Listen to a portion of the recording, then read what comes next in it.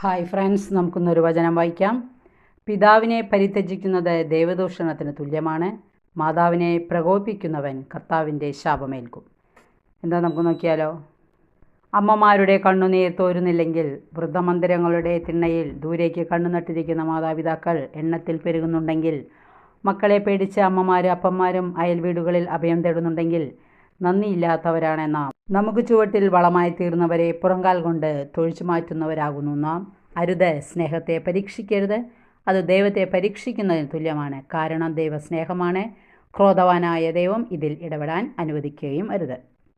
സ്നേഹപിതാവായ ദൈവമേ, എൻ്റെ ജീവിത വഴികളിൽ വളമായി തീർന്ന സ്നേഹത്തെയും ഉരുകിത്തീരലുകളെയും സഹനങ്ങളെയും മനസ്സിലാക്കാനും നന്ദിയോടെ സ്മരിക്കാനും അവർക്ക് വേണ്ടി ഉള്ളുരുകി പ്രാർത്ഥിക്കാനും എന്നെ സഹായിക്കണമേ.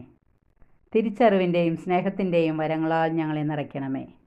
വചനം ഇഷ്ടപ്പെട്ടെങ്കിൽ ലൈക്ക് ചെയ്യുക. Okay, thank you, by.